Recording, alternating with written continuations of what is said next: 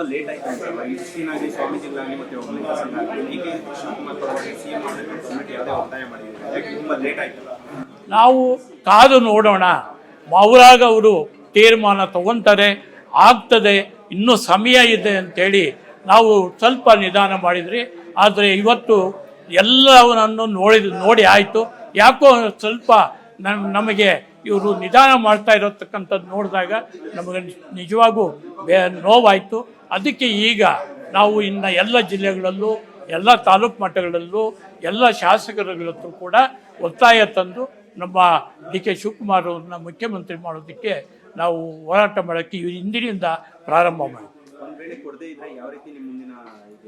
ನಾವು ನಮ್ಮ ಏನು ಸಮುದಾಯದ ಎಲ್ಲ ಮಠಾಧೀಶರು ಮತ್ತು ಎಲ್ಲ ಜಿಲ್ಲೆಗಳ ಮುಖಂಡರುಗಳು, ತಾಲೂಕು ಮುಖಂಡರುಗಳು ಮತ್ತು ಎಲ್ಲ ಸಂಘ ಸಂಸ್ಥೆಗಳು ಎಲ್ಲರೂ ಕೇಳಿ ನಾವು ಎಲ್ಲರೂ ಒಂದು ಕಡೆ ಕೂಡಾಕಿ ಒಂದು ಸಭೆ ಮಾಡಿ, ಆ ಸಭೆಯಲ್ಲಿ ಒಂದು ತೀರ್ಮಾನ ತಗೊಂಡು ತಾಲೂಕು ಮಟ್ಟದಿಂದ ಹಿಡಿದು ಜಿಲ್ಲಾ ಮಟ್ಟಗಳವರೆಗೂ ನಾವು ನಮ್ಮ ಜನಗಳಿಗೆ ಒಂದು ಅದನ್ನು ಅವೇರ್ನೆಸ್ಸನ್ನು ಹುಟ್ಟಿಸಿ ನೋಡಿ, ಮುಂದಿನ ದಿನಗಳಲ್ಲಿ ಈ ಥರ ನಮ್ಮ ಸಮುದಾಯಕ್ಕೆ ಈ ಥರ ನಮಗೆ ಮೋಸ ಆಗ್ತಾ ಇದೆ, ಮುಂದಿನ ದಿನಗಳಲ್ಲಿ ಹಿಂಗೆ ಆಗಬಾರ್ದು ಅಂತ ಹೇಳಿ ನಮ್ಮ ಜನಗಳಿಗೆ ತಿಳುವಳಿಕೆ ಹೇಳೋದಕ್ಕೆ ನಾವು ಹೋರಾಟ.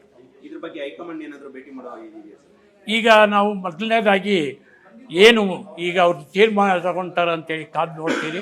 ಅವರು ತೀರ್ಮಾನ ತೊಗೊಳ್ಳಿಲ್ಲ ಅಂದರೆ ಮೊದಲು ಹೈಕಮಾಂಡ್ ಇವ್ರನ್ನ ಭೇಟಿ ಮಾಡೋದಕ್ಕೆ ಪ್ರಯತ್ನ ಮಾಡ್ತೀರಿ. ಅದಾದ ನಂತರ ಕೊನೆಗೆ ನಮ್ಮ ಶಾಸಕರು, ನಮ್ಮ ಮಂತ್ರಿಗಳು ಅವ್ರು ಏನಿದ್ದಾರೋ ಅವ್ರನ್ನೂ ಕೂಡ ಭೇಟಿ ಮಾಡಿ ಅವ್ರೆಲ್ಲರೂ ಕೂಡ ಡಿ ಕೆ ಶಿವಕುಮಾರ್ ಜೊತೆಯಲ್ಲಿ ಇರಬೇಕು, ಅವ್ರು ಸಹಕರಿಸಬೇಕು ಅಂತೇಳಿ ನಾವು ಹೋರಾಟ.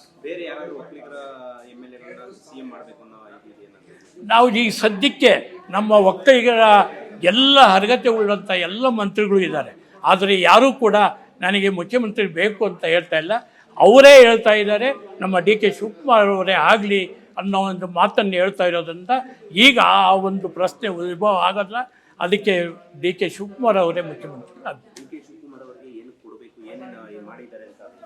ಇವತ್ತು ಏನಾದರೂ ಕಾಂಗ್ರೆಸ್ ಪಕ್ಷ ಕರ್ನಾಟಕದಲ್ಲಿ ಬರಬೇಕಾದ್ರೆ ಒಂದೇ ಕರ್ನಾಟಕನೇ ಅಲ್ಲ, ಇಡೀ ಭಾರತ ದೇಶದ ಎಲ್ಲ ರಾಜ್ಯಗಳಲ್ಲೂ ಕೂಡ ಎಲ್ಲ ಸಂಘಟನೆಗಳು ಮಾಡಿ ಎಲ್ಲ ರಾಜ್ಯದಲ್ಲೂ ಕೂಡ ಕಾಂಗ್ರೆಸ್ ಪಕ್ಷ ಅಧಿಕಾರಕ್ಕೆ ಬರಬೇಕು ಅಂತೇಳಿ ಹೋರಾಟ ಮಾಡಿ ಈ ಪಕ್ಷಕ್ಕೋಸ್ಕರ ಜೈಲಿಗೂ ಕೂಡ ಹೋಗಿ ಅವರು ಆ ಪಕ್ಷಕ್ಕೆ ಭಾಳ ಶ್ರಮಪಟ್ಟು ಕೆಲಸ ಮಾಡಿ ಇವತ್ತು ಕರ್ನಾಟಕದಲ್ಲಿ ಕಾಂಗ್ರೆಸ್ ಪಕ್ಷ ಬರಬೇಕಾದ್ರೆ ಅವರೇ ಮುಖ್ಯವಾಗಿ ಕಾರಣಕರ್ತರು.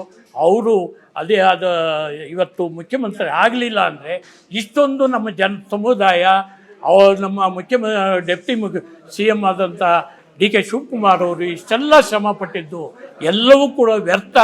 ಅದು ನಮಗೆ ನಮ್ಮ ಸಮುದಾಯಕ್ಕೆ ದ್ರೋಹ ಬಂದಂಗೆ. ಅದರಿಂದ ನಾವು ಯಾವುದೇ ಕಾರಣಕ್ಕೂ ನಮ್ಮ ಸಮುದಾಯಕ್ಕೆ ಅನ್ಯಾಯ ಆಗದಂತೆ ನಾವು ಹೋರಾಟ ಮಾಡ್ತೀವಿ. ಕೆಂಚಪ್ಪಗೌಡ, ಮಾಜಿ ಅಧ್ಯಕ್ಷರು, ಗೌರವ ಅಧ್ಯಕ್ಷರು ಈಗ ಹಾಲಿ.